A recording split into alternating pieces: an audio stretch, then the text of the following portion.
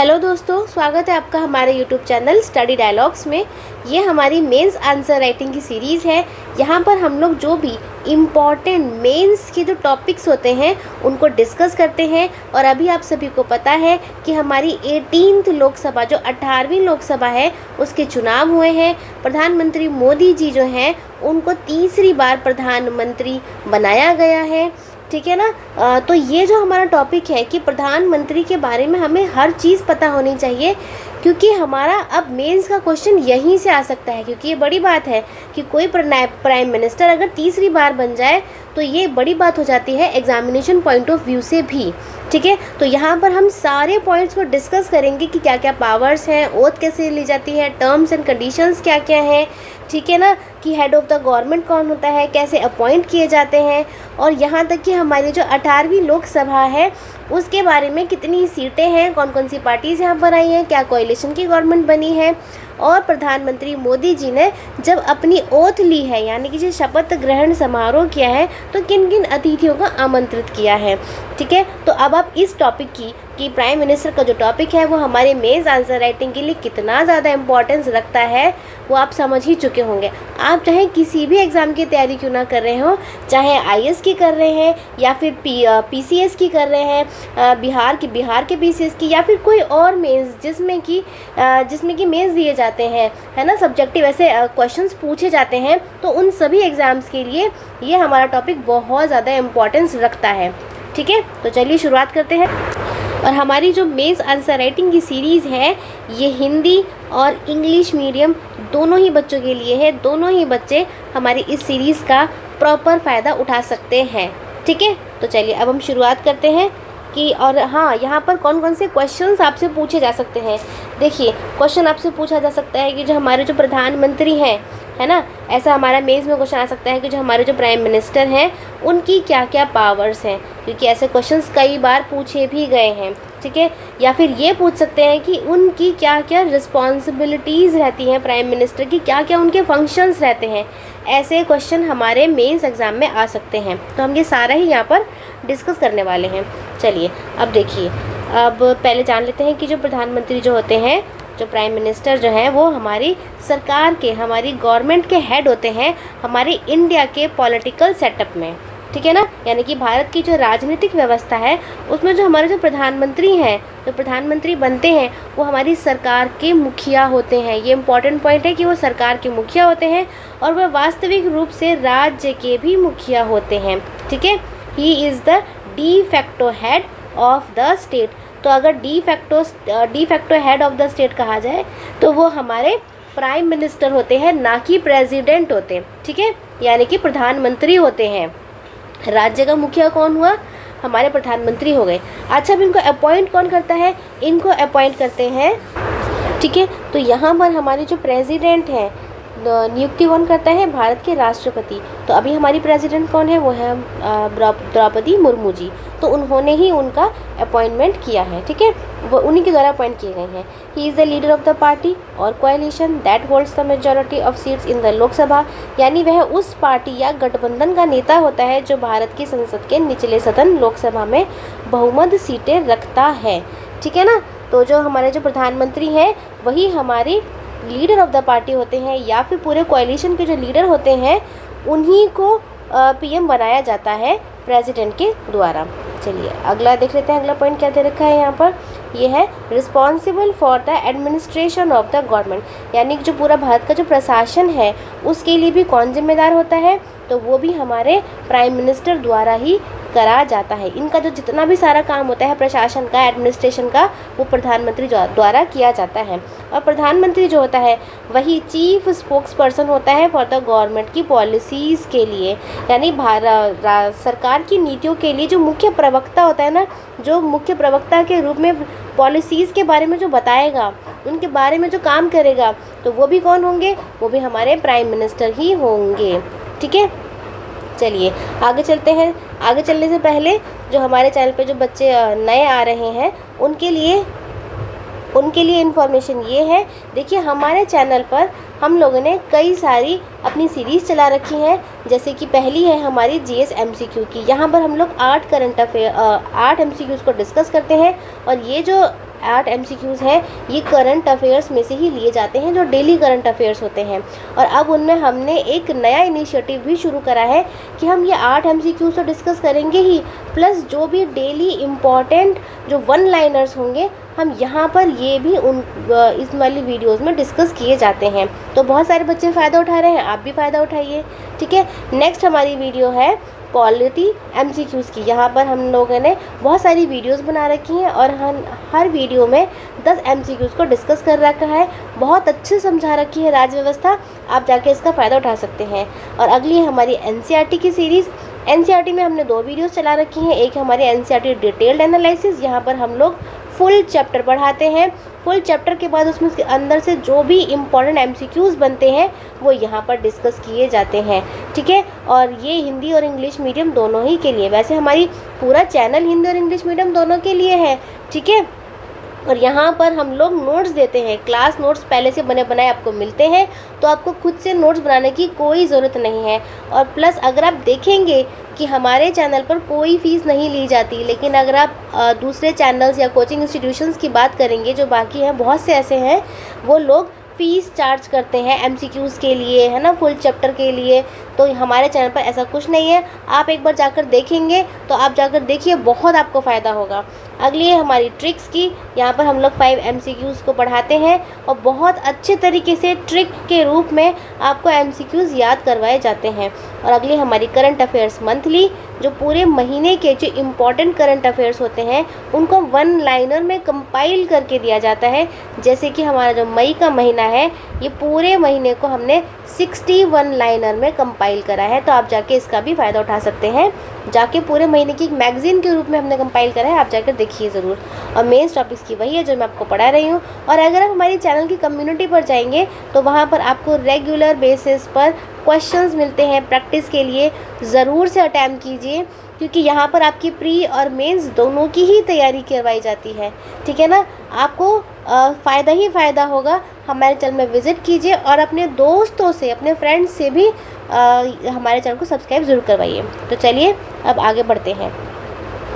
चलो अब देखो, अब आपको पता है कि अभी हमारी 18वीं लोकसभा के चुनाव हुए हैं, है ना। चलिए तो देखिए, यहाँ पर आपको पता है कि हमारी 18वीं लोकसभा के चुनाव हुए हैं। पहला पॉइंट ये है कि ये जो चुनाव हुए हैं ये 7 चरणों में हुए हैं, ठीक है। ये भी पूछा जा सकता है कि कितने चरणों में हुए हैं, तो 7 चरणों में हुए हैं। और आपको पता होगा कि 4 जून को इनके जो रिज़ल्ट्स हैं वो घोषित हुए हैं, ठीक है। और इस बार जो मतदाता हैं हमारे यहाँ पर, उन्होंने वर्ल्ड रिकॉर्ड बनाया है कि कितने करोड़ का, 64.2 करोड़ का, इतने करोड़ लोगों ने वोट डाले हैं। तो ये अपने आप में एक क्या हुआ, ये अपने आप में एक वर्ल्ड रिकॉर्ड हुआ है, ठीक है। ये इम्पॉर्टेंट पॉइंट्स हैं। चलिए अब अगला पॉइंट डिस्कस करते हैं। अगला पॉइंट क्या है कि इस बार जो हमारे चुनाव हुए हैं वो हुए हैं 543 सीटों पर हुए हैं। आपको पता होगा 543 सीटों पे, पहले कितने पे होते थे, पहले होते थे 545 पर, लेकिन जो 2 सीटें एंग्लो इंडियन की हैं वो ख़त्म हो चुकी हैं, तो इसीलिए 543 सीटों पर चुनाव हुए हैं। अब देखो यहाँ पर 2 मेन पार्टीज़ को क्या मिले हैं, वोट मिले हैं। एक है एनडीए बीजेपी वाली है। तो एनडीए को कितने मिले हैं, एनडीए को मिले हैं 292 सीट्स उसने जीती हैं। अगर इसमें से, क्योंकि एनडीए पूरा एक नेशनल डेमोक्रेटिक एक अलायंस के रूप में आता है, यहाँ ये सिर्फ बीजेपी नहीं है, इसमें और भी पार्टीज़ हैं। तो अगर हम सिर्फ बीजेपी की बात करें तो इस बार बीजेपी को मिले हैं 240 सीटें मिली हैं, ठीक है। दूसरा नंबर जो इसके अलायंस में आ रही है वो आ रही है टीडीपी को मिले हैं, टीडीपी मतलब है तेलुगु देशम पार्टी, जो कि चंद्रबाबू नायडू जी की पार्टी है, ठीक है, उनको मिली हैं 16 सीटें। और तीसरे नंबर पर जो आ रही है वो है जेडीयू, यानी बिहार से है ये पार्टी, जनता दल यूनाइटेड, जो नीतीश कुमार जी की पार्टी है, यहाँ मिली हैं 12 सीटें, ठीक है। तो ये सब मिलाकर कितना, और दूसरे अन्य को भी मिलाकर हो गया यहाँ पर। चलिए, और इंडिया को अगर देखें, इंडिया जो पूरा अलायंस था, आपको पता होगा पूरा पोजीशन में खड़ा हुआ था, बहुत सारी पार्टीज़ ने यहाँ पर अपना जो है गठबंधन बनाया था। तो यहाँ पर इन लोगों को मिली हैं 233 सीटें मिली हैं, ठीक है, 233 सीटें मिली हैं। और अकेली सिर्फ कांग्रेस की अगर बात करें तो अकेली कांग्रेस को मिली है 99 सीटें मिली हैं। और सेकंड नंबर पे जो ज़्यादा सीटें मिली हैं वो मिली हैं सपा को। तो सपा को कितनी मिली है? सपा को मिली है 37 सीट मिली हैं। ये यूपी से है ये पार्टी। सबसे ज़्यादा सीटें इस इंडिया अलायंस में सपा को मिली हैं। तो ये इंपॉर्टेंट पॉइंट्स थे, ये हम लोगों ने कांग्रेस के बाद, ठीक है ना, कांग्रेस के बाद सपा को मिली हैं। तो ये इंपॉर्टेंट पॉइंट्स थे जो कि हमने यहाँ पर डिस्कस कर लिए हैं, क्योंकि ये पॉइंट्स आपसे पूछे जा सकते हैं, ठीक है। और यहाँ पर ये जो 2 सीटें जो पहले जो एंग्लो इंडियंस को दी जाती थी, है ना, अब उनको तो ख़त्म कर दिया है। तो उनके कौन से अमेंडमेंट से ख़त्म करा है, संशोधन से? तो ये करा है 104 कॉन्स्टिट्यूशनल अमेंडमेंट एक्ट, यानी कि 104वां संशोधन, ठीक है।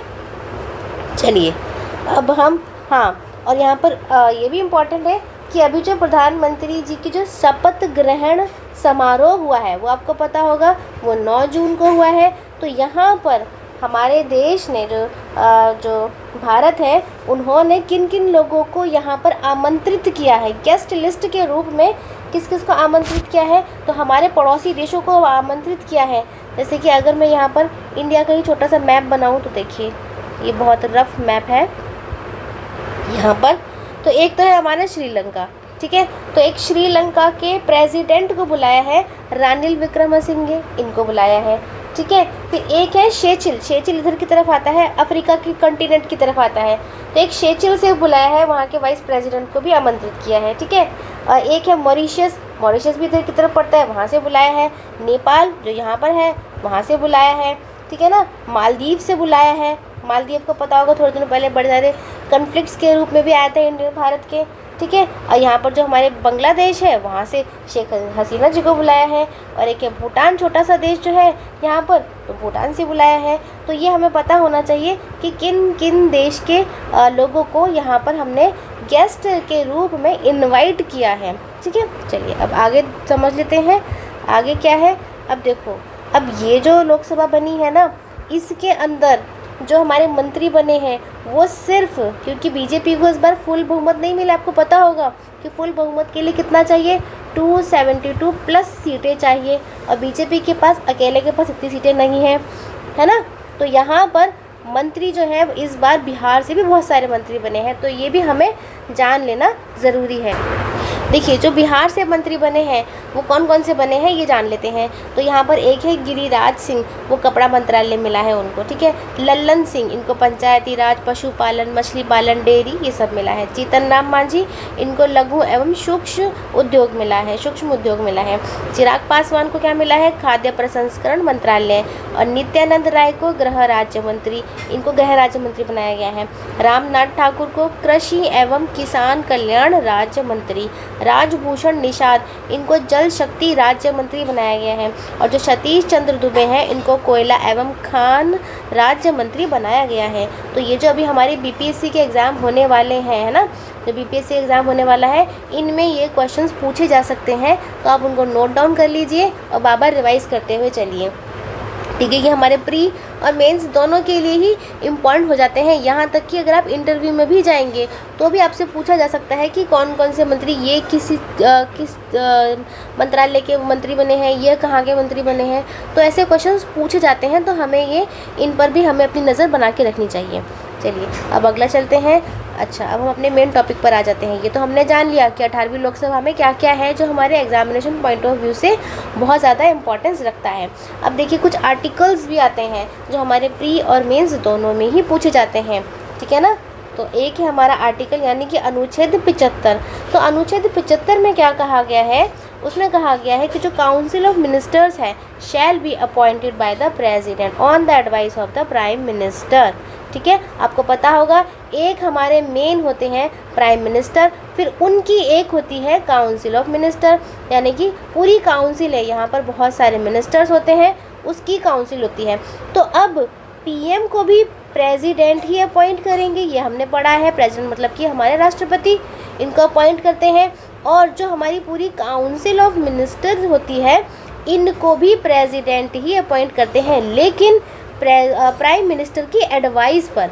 ये पहले एडवाइस देंगे कि देखिए मैं अपनी काउंसिल ऑफ मिनिस्टर में इन इन नेताओं को रखना चाहता हूँ, इन इन लोगों को रखना चाहता हूँ। तो बस जिनके पसंदीदा लोग होंगे, प्रधानमंत्री के जो पसंदीदा लोग होंगे, उन्हीं को प्रेसिडेंट जो है यानी कि राष्ट्रपति वो अपॉइंट करेंगे। ये इम्पोर्टेंट पॉइंट था और ये हमारे आर्टिकल 75 में लिखा हुआ है, यानी अनुच्छेद 75 में ये वाली बात क्या है, ये लिखी हुई है। ठीक है, चलो अगला देख लेते हैं। अगला है हमारा कि आर्टिकल 74, आर्टिकल यानी कि अनुच्छेद 74(1) में क्या कहा गया है, उसमें ये कहा गया है कि राष्ट्रपति की सहायता और सलाह के लिए प्रधानमंत्री के नेतृत्व में एक मंत्री परिषद होगी और इस प्रकार अन्य मंत्री प्रधानमंत्री के निर्देशन में काम करते हैं। जो मैंने आपको भी बताया कि there shall be council of minister, है ना, कि एक तो हमारे हो गए प्रधानमंत्री हो गए, उनको सलाह कौन देगा, जो उनको एडवाइस देगा, तो वो होगा काउंसिल ऑफ मिनिस्टर। तो बस दे शैल बी, मतलब कि यहाँ ये लिखा हुआ है कि काउंसिल ऑफ मिनिस्टर होनी चाहिए विद और प्राइम मिनिस्टर जो है वो इस काउंसिल ऑफ मिनिस्टर के हेड होने चाहिए। ठीक है, और ये काउंसिल ऑफ मिनिस्टर हमारे प्राइम मिनिस्टर को क्या देते हैं, एड एंड एडवाइस देते हैं, उनकी सहायता करते हैं, उनको एडवाइस देते हैं, सलाह देते हैं। ठीक है ना, ठीक है। तो यहाँ पर क्या लिखा है, there shall be council of minister, council of minister होनी चाहिए, प्राइम मिनिस्टर उसके हेड होने चाहिए। ठीक है, to aid and advise the president, और ये सब मिलके किसको एडवाइस देते हैं, ये देते हैं प्रेसिडेंट को। ठीक है, मिस्टेक हो गई थी, तो ये प्रेसिडेंट को यानी कि हमारे राष्ट्रपति को एडवाइस देते हैं, उनकी सहायता के लिए, उनकी सलाह के लिए यहाँ पर एक पूरी मंत्री परिषद होती है। चलिए अब अगला पॉइंट देख लेते हैं। अगला पॉइंट है कि हमारे यहाँ पर कॉन्स्टिट्यूशनल प्रोविजंस कौन कौन से हैं, ये इम्पॉर्टेंट है बहुत ज़्यादा, यानी कि संवैधानिक प्रावधान, ये हमारे एग्ज़ाम के लिए बहुत इम्पोर्टेंट है। ऐसे ही आर्टिकल्स हमारे प्री में आते हैं। ठीक है, और जब हम मेंस में आंसर लिखते हैं तो अगर आपने आर्टिकल्स यानी कि आपने अनुच्छेद का वर्णन अगर आपने अपनी आंसर राइटिंग में करा है तो वहाँ पर एग्जामिनर आपको बहुत ज़्यादा नंबर देता है, फ्री के मार्क्स आपको गेन हो जाते हैं। अगर आपने ये जो अनुच्छेद हैं, आर्टिकल्स हैं, अपने दिमाग में धीरे धीरे भर लिए हैं तो। ठीक है, तो हम यहीं पर अब आर्टिकल 75(1) पढ़ेंगे। तो यहाँ पर क्या लिखा है, president shall appoint the prime minister who is in opinion command the confidence of the majority of the members of the Lok Sabha, यानी कि राष्ट्रपति उस प्रधानमंत्री की नियुक्ति करेगा जो उसकी राय में लोकसभा के अधिकांश सदस्यों का विश्वास प्राप्त करता हो। तो मैंने अभी आपको क्या बताया, पहली बात तो पहला पॉइंट यहाँ पर ये क्लियर होता है कि राष्ट्रपति जो है वो प्रधानमंत्री को नियुक्ति करेगा, है ना, राष्ट्रपति तो उनको अपॉइंट करते हैं, ये हमारा क्लियर हो चुका है पॉइंट। लेकिन यहाँ पर एक पॉइंट और है कि राष्ट्रपति उस प्रधानमंत्री की नियुक्ति करेगा जो उस राष्ट्रपति की राय में, कि राष्ट्रपति को भी ये लगना चाहिए कि हाँ भाई मेरी राय में तो ये है कि यहाँ पर अधिकांश सदस्यों का विश्वास प्राप्त जो है वो इस इंसान को है, तो मैं इसी को बनाऊंगा। यानी कि राष्ट्रपति की अपनी एक खुद की एक राय होती है यहाँ पर।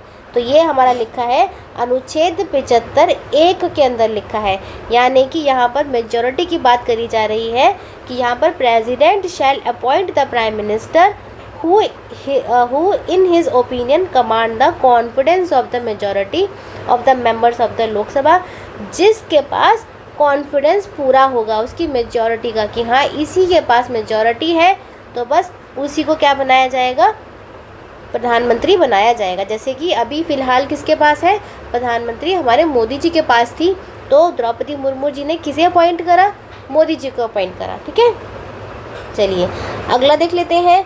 इसी 75(1) के ही अंदर 75 जो 1 है, अनुच्छेद 75(1) के ही अंदर दूसरा पॉइंट आता है, prime minister appointed by the president and other minister shall be appointed by the president on the advice of the prime minister. ये हम पहले ही डिस्कस कर चुके हैं। ठीक है, तो ये कौन से अनुच्छेद में है, ये 75(1) के ही अंदर है।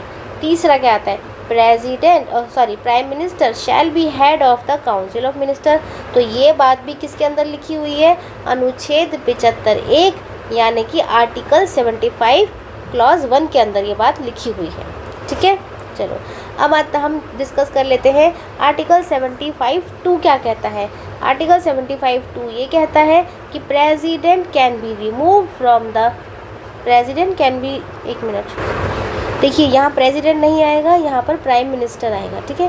Prime minister can be removed from the office by vote of no confidence passed by majority of the members of the Lok Sabha और if he resigns from the office. यानी कि प्रधानमंत्री जो है हमारे, प्रधानमंत्री को लोकसभा के सदस्यों के बहुमत द्वारा पारित अविश्वास प्रस्ताव द्वारा या उनके पद से त्यागपत्र देकर पद से हटाया जा सकता है। आपको पता होगा कि प्रधानमंत्री को कैसे हटाया जा सकता है, या तो वो खुद ही त्यागपत्र दे दे, एक तरीका ये है।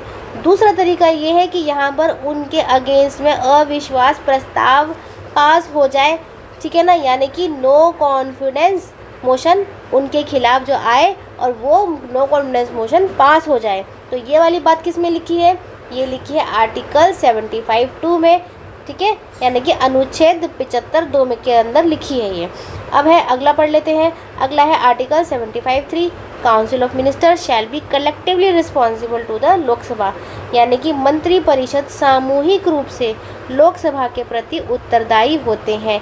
यहाँ पर बहुत इम्पॉर्टेंट पॉइंट ये है कि पूरी काउंसिल ऑफ मिनिस्टर, ठीक है ना, जितने भी मिनिस्टर होंगे काउंसिल ऑफ मिनिस्टर के अंदर, पूरी की पूरी जितने मंत्री होंगे वो सभी क्या होंगे, उत्तरदायी होंगे लोकसभा के लिए। तो अगर लोकसभा में नो कॉन्फिडेंस मोशन पास हुआ तो पूरी की पूरी लोकसभा भंग हो जाएगी और इन सभी को क्या करना पड़ेगा, अपना त्यागपत्र देना पड़ेगा। ये एक साथ उठते हैं और एक साथ ही गिरते हैं। तो यहाँ पर पूरी की पूरी काउंसिल ऑफ मिनिस्टर की बात हो रही है, ये कलेक्टिवली रिस्पॉन्सिबल होते हैं, ठीक है। चलो अगला पॉइंट देख लेते हैं। अगला पॉइंट है यहाँ पर कि prime minister holds office during the pleasure of the president but must have support of the majority of the Lok Sabha. एक मिनट। प्रधानमंत्री राष्ट्रपति की इच्छा पर्यंत पद पर बने रहते हैं। यहाँ क्या लिखा है, जो हमारे जो प्रधानमंत्री हैं वो राष्ट्रपति की इच्छा होती है, यहाँ पर प्लेजर ऑफ द प्रेसिडेंट होता है यहाँ पर, ठीक है। इच्छा पर्यंत को इंग्लिश में क्या बोलते हैं, प्लेजर ऑफ द प्रेसिडेंट बोलते हैं। तो जो हमारे प्रधानमंत्री हैं वो राष्ट्रपति के ही प्लेजर ऑफ द प्रेसिडेंट पर बने रहते हैं अपने पद पर, लेकिन उन्हें लोकसभा के बहुमत का समर्थन प्राप्त होना आवश्यक है।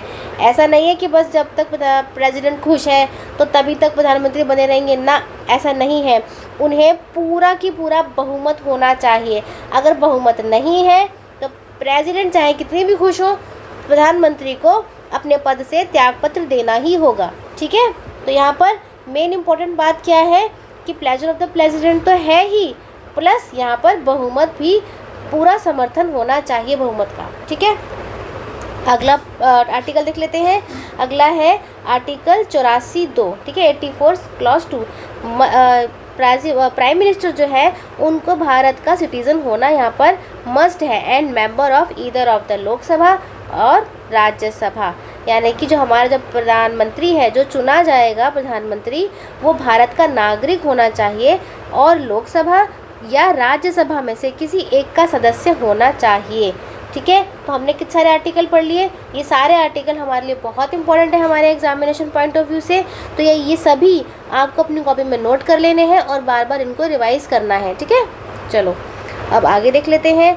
अब अगला है हमारा ओथ, यानी कि शपथ। अब हम शपथ के बारे में पढ़ देते हैं। देखिए यहाँ पर क्या होता है कि before assuming the office of the prime minister, प्रधानमंत्री का पदभार ग्रहण करने से पहले राष्ट्रपति, जो निर्वाचित प्रधानमंत्री है ना, जो इलेक्ट हुए हैं प्रधानमंत्री, उनको पद और गोपनीयता की शपथ दिलाते हैं। तो कौन दिलाता है, मेन इंसान कौन हो गए, प्रेसिडेंट हो गए। तो इस बार किसने उनको शपथ दिलाई है, द्रौपदी मुर्मू जी ने दिलाई है, ठीक है ना। तो before assuming the office of the prime minister, अभी प्राइम मिनिस्टर का जो पद है उसको ग्रहण करने से पहले प्रेसिडेंट ने उनको ओथ दिलाई है of the office and secrecy of the prime minister elected. ये इंपॉर्टेंट है, पूछा जाता है, ठीक है। चलिए अगला देख लेते हैं। अगला है हमारा टर्म्स, यानी कि कार्यकाल। अब प्रधानमंत्री का कार्यकाल कितना होता है, कार्यकाल देख लेते हैं। तो कार्यकाल में है duration of the prime minister term is not fixed. पहली बात तो ये है कि ये फिक्स नहीं है and hold the position at the pleasure of the president.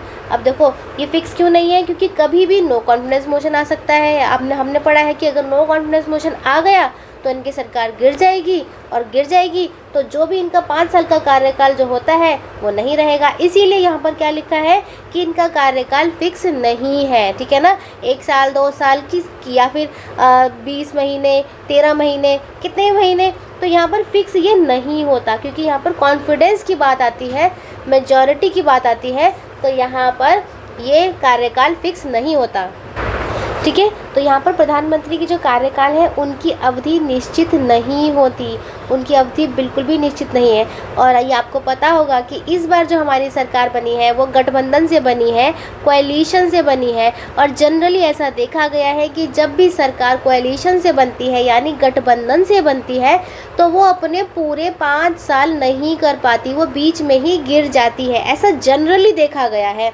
ठीक है ना। अब इस बात को ये यहाँ साबित भी हो जाती है कि हमारे कॉन्स्टिट्यूशन में भी जो टर्म और कार्यकाल लिखी गई है तो वो इसीलिए क्या लिखी गई है कि यहाँ पर प्राइम मिनिस्टर का जो कार्यकाल है वो फिक्स नहीं है, ये यहाँ से सत्यापित हो जाती है, ठीक है ना। क्योंकि कोएलिशन की गवर्नमेंट, आपको पता होगा कि वहाँ पे अलग अलग पार्टीज़ की अलग अलग डिमांड होती है, तो वो कभी भी अपना जो हाथ है वो खींच लेते हैं सरकार से, चाहे अगर उनकी डिमांड्स पूरी ना हो, ठीक है। तो कोएलिशन की सरकार जो होती है वो जनरली पूरे 5 साल नहीं कर पाती, तो इसीलिए यहाँ पर क्या है कि वो इनका जो प्राइम मिनिस्टर का जो टर्म है वो फिक्स नहीं है, हम ऐसा उसको समझ सकते हैं, और ये बिल्कुल सही भी है। चलिए अब है as long as the prime minister maintains the majority support in the Lok Sabha और ही और she can not be dismissed by the president. तो देखिए वही बात है कि जब तक प्रधानमंत्री को लोकसभा में बहुमत का समर्थन प्राप्त है, हमने वही बात पढ़ी है कि जब तक इनको यहाँ पर बहुमत का समर्थन प्राप्त है, जैसे कि इस बार कोएलिशन की सरकार बनी है नहीं बनी है, तो बस जब तक यहाँ पर उनको बहुमत प्राप्त है तो तब तक राष्ट्रपति उसे बर्खास्त नहीं कर सकते। इम्पॉर्टेंट पॉइंट है। चलो अब अगला देख लेते हैं। अगला है हमारी सैलरी का, प्रधानमंत्री की सैलरी के बारे में क्या है, तो यहाँ पर ये है कि जो प्रधानमंत्री की जो सैलरी और जो बेनिफिट्स हैं वो पीरियोडिकली कौन सेट करता है, हमारे पार्लियामेंट के द्वारा ही सेट किए जाते हैं। यानी कि प्रधानमंत्री का वेतन और लाभ का समय समय पर संसद द्वारा ही संसद ही निर्धारित करता है, ठीक है ना। अब इसी के अंदर बहुत सारे उनके पर्क्स आते हैं, जैसे कि मानो उनके अलाउंस हो गए, उनकी फ्री हाउसिंग हो गई, उनके ट्रैवल के अलाउंस हो गए जो वो जाते हैं, उनकी जो मेडिकल फैसिलिटी है वो सभी इसी के अंदर होते हैं। तो इसीलिए सैलरी कौन निर्धारित करता है, पार्लियामेंट निर्धारित करता है। चलो आगे देख लेते हैं। अब ये है इम्पॉर्टेंट, जो कि आपके मेंस एग्जाम में पूरा प्रॉपर क्वेश्चन बन के आता है कि powers of the prime minister of India, Bharat के प्रधानमंत्री की शक्तियाँ क्या क्या होती हैं, ठीक है ना। ये ऐसा प्रॉपर एक अलग से शॉर्ट नोट के रूप में भी आ सकता है, और मेंस जो प्रॉपर बड़ा वाला क्वेश्चन होता है लॉन्ग क्वेश्चन उसके रूप में भी आ सकता है। तो देखो यहाँ बहुत सारी कैटेगरीज करी गई हैं। तो पहली कैटेगरी है एग्जीक्यूटिव पावर। एग्जीक्यूटिव पावर का मतलब क्या है, जो कार्यकारी शक्तियाँ हैं। अब देखो ये मैंने आपको पहले ही बता दिया है कि जो प्राइम मिनिस्टर हैं वो है head of the council of minister, जो पूरी काउंसिल ऑफ मिनिस्टर है जिसके अंदर बहुत सारे मंत्री होते हैं, उस पूरी काउंसिल ऑफ मिनिस्टर का हेड किसको बताया, अभी हमने क्या डिस्कस करा है, वो है हमारे प्रधानमंत्री, ठीक है ना। तो ये हो गए हेड, हो गए काउंसिल ऑफ मिनिस्टर के हेड हो गए, यानी कि केंद्रीय मंत्रिपरिषद के प्रमुख कौन है, वो है प्रधानमंत्री। यही पूरी सरकार के प्रशासन के लिए भी जिम्मेदार है, जो हमने ऊपर पढ़ा है अभी, ठीक है ना। पूरी सरकार का जो प्रशासन होगा, गवर्नमेंट का जो एडमिनिस्ट्रेशन होगा, उसके लिए कौन रिस्पॉन्सिबल है, प्रधानमंत्री ही है। और ये उनकी एग्जीक्यूटिव पावर आ रही है, यानी कि कार्यकारी शक्ति के बारे में हम लोग डिस्कस कर रहे हैं। प्रेसाइड्स ओवर द कैबिनेट मीटिंग, जितनी भी कैबिनेट की जो मीटिंग्स होंगी उनको कौन हेड करेगा, उनको प्रधानमंत्री ही हेड करते हैं, ठीक है ना। वह कैबिनेट की बैठकों की अध्यक्षता करते हैं और विभिन्न मंत्रालय और विभागों की गतिविधियों का समन्वय करते हैं, यानी कि उनके बीच में जो अलग अलग मंत्रालय हैं उनके बीच में कोऑर्डिनेशन भी बैठाते हैं, ठीक है, कोऑर्डिनेशन बैठाते हैं और बहुत सारी मिनिस्ट्रीज़ और डिपार्टमेंट्स का पूरा एक कोऑर्डिनेशन को बना के रखते हैं। चलिए अब अगला है लेजिस्लेटिव पावर्स। लेजिस्लेटिव पावर्स का मतलब क्या है, विधायी शक्तियाँ। यहाँ पर है प्रधानमंत्री is a member of Lok Sabha और राज्यसभा। अभी हमने पढ़ा है कि प्रधानमंत्री को क्या होना चाहिए, हमारे देश के प्रधानमंत्री या तो लोकसभा या राज्यसभा के सदस्य होने चाहिए, ठीक है। तो पहला पॉइंट हमें आ गया। चलिए can participate in the proceeding of the either side, और ये जो प्रधानमंत्री है, अब चाहे लोकसभा से आते हों चाहे वो राज्यसभा से आते हों, लेकिन वो दोनों ही किसी भी दोनों हाउस की प्रोसीडिंग में पार्टिसिपेट कर सकते हैं, किसी भी सदन के कार्यवाही में भाग ले सकते हैं। ठीक है, नेक्स्ट पॉइंट है advice president on the summoning and prorogation of the parliament session and dissolution of the Lok Sabha, यानी कि जो भी संसद का जो सत्र है उसको बुलाने का और स्थगित करने तथा लोकसभा को भंग करने के बारे में राष्ट्रपति को सलाह कौन देता है? वो भी हमारे प्राइम मिनिस्टर ही सलाह देते हैं। किसको सलाह देते हैं? हमारे राष्ट्रपति को सलाह देंगे कि सुनिए राष्ट्रपति जी, अब आपको यहाँ पर समन देना है, अब आपको यहाँ पर प्रोरोगेशन करना है और अब आपको लोकसभा को डिसॉल्व करना है। ठीक है ना, यानी संसद का सत्र बुलाइए, संसद के सत्र को स्थगित कीजिए और पूरी इसको भंग कर दीजिए लोकसभा को। तो ये सारी एडवाइस कौन देगा? प्रधानमंत्री देंगे। किसको देंगे? राष्ट्रपति को। उन्हीं के कहने पर हमारे राष्ट्रपति ये सब काम करते हैं। चलिए, अब है हमारी डिप्लोमेटिक पावर्स। डिप्लोमेटिक पावर्स भी होती हैं इनके पास, यानी कि कूटनीतिक शक्तियाँ। अब देखिए डिप्लोमेटिक पावर्स में क्या क्या आता है। डिप्लोमेटिक पावर्स में आता है कि जो हमारे जो प्राइम मिनिस्टर है represents India in the international arena and conducts negotiation with foreign countries. आपको पता होगा कि प्रधानमंत्री जो होते हैं विदेशों में जाते भी हैं, है ना, और विदेशी लोग हमारे यहाँ पर आते भी हैं।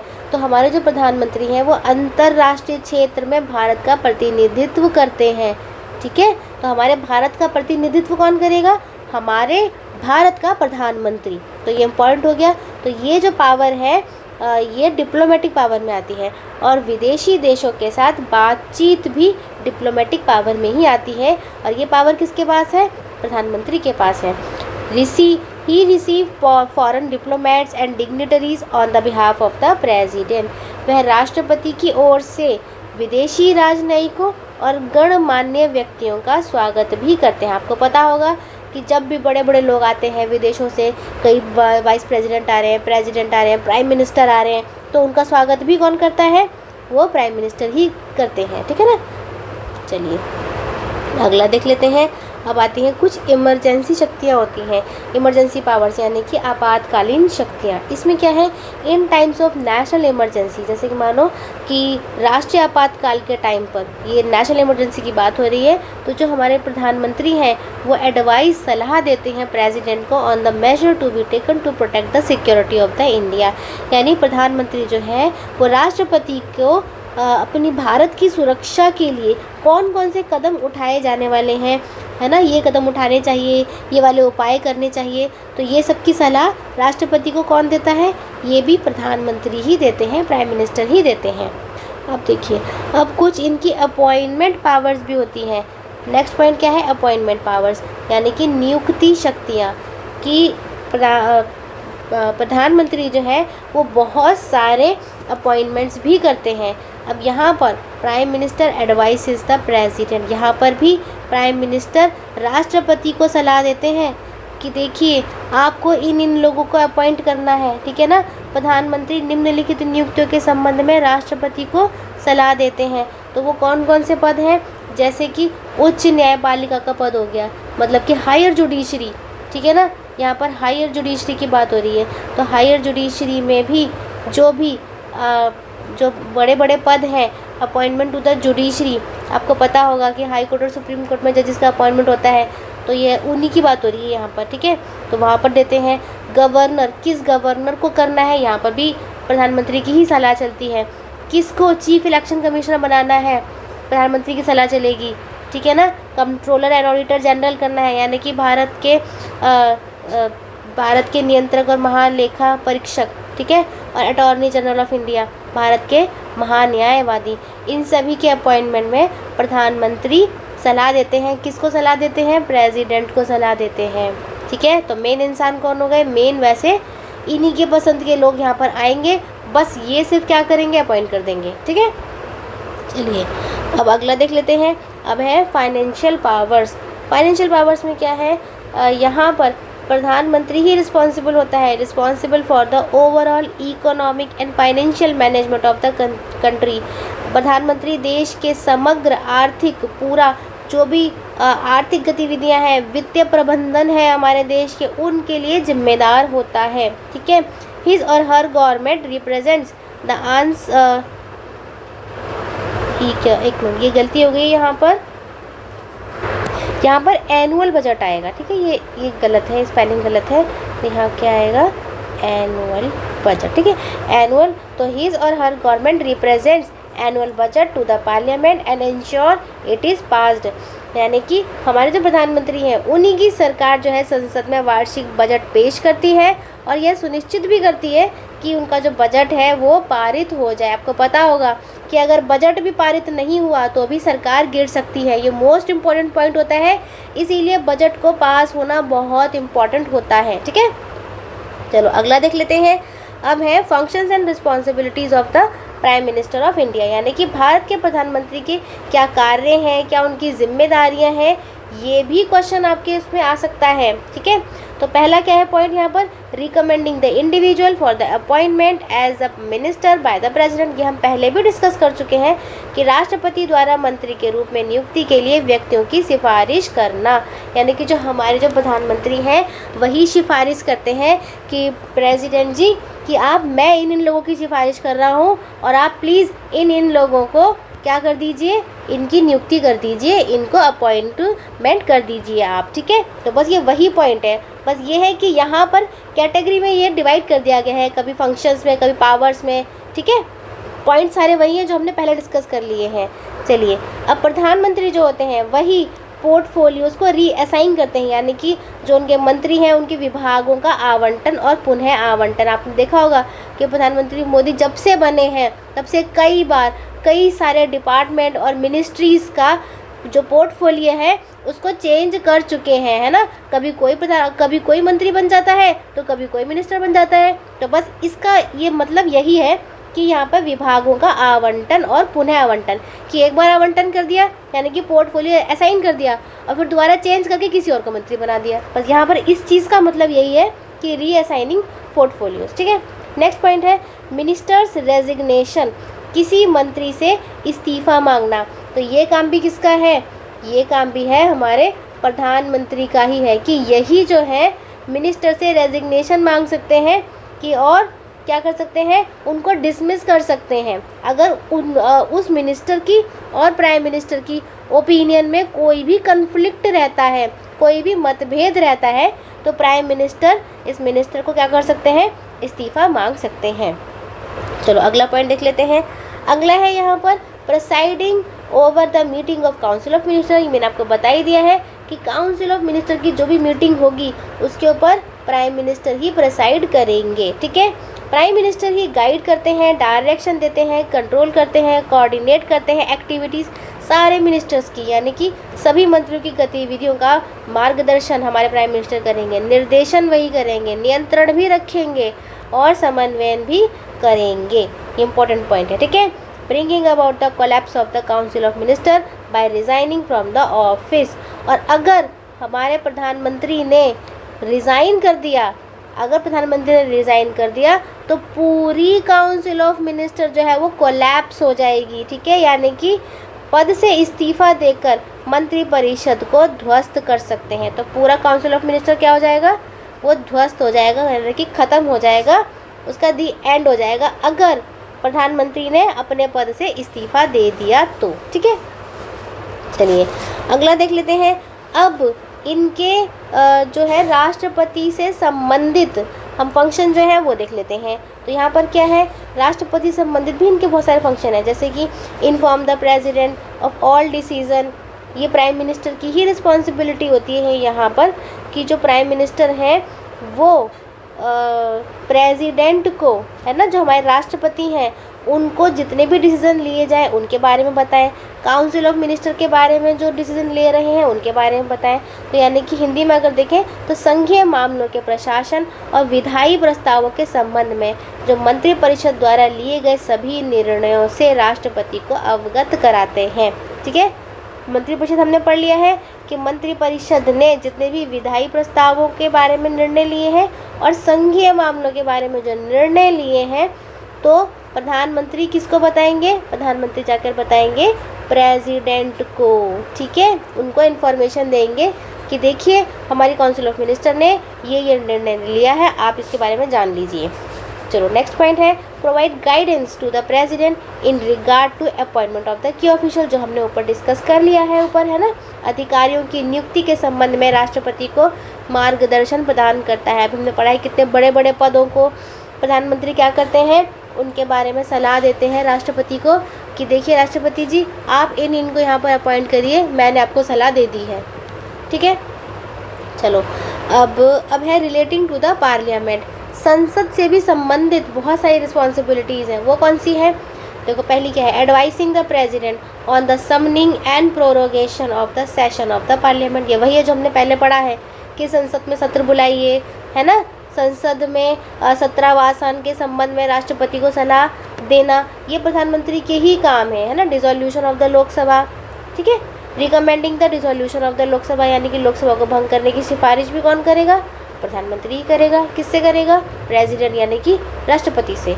अच्छा, दूसरा है अनाउंसिंग द गवर्नमेंट पॉलिसीज़, सदन में सरकारी नीतियों की घोषणा करना। आपको पता होगा कि प्रधानमंत्री ही नई नई नीतियों को घोषित करते हैं, है ना, कभी कोई नीति लाते हैं तो कभी कोई पॉलिसी लाते हैं, तो बस ये वही है। और घोषणा कौन करता है इनकी, प्रधानमंत्री ही करते हैं। चलिए आगे देख लेते हैं। अच्छा, अभी हमारा टॉपिक पूरा ख़त्म होता है यहाँ पर, ठीक है। तो मैं आशा करती हूँ कि आपको टॉपिक अच्छे से समझ में आया होगा। पढ़ाते पढ़ाते पता ही नहीं चला टॉपिक कब ख़त्म हो गया, ठीक है। लेकिन फिर भी अगर आपको कोई भी डाउट है यहाँ पर तो आप हमसे पूछ सकते हैं। हमारी वीडियो को लाइक करें अगर आपको अच्छी लगी है तो, अपने बच्चों के साथ, अपने फ्रेंड्स के साथ, दोस्तों के साथ हमारी वीडियो को शेयर ज़रूर करें और ख़ुद भी सब्सक्राइब करें और अपने दोस्तों से भी सब्सक्राइब करवाएं और वीडियो को लाइक ज़रूर करें। तो चलिए मिलते हैं अगली वीडियो में। Happy learning.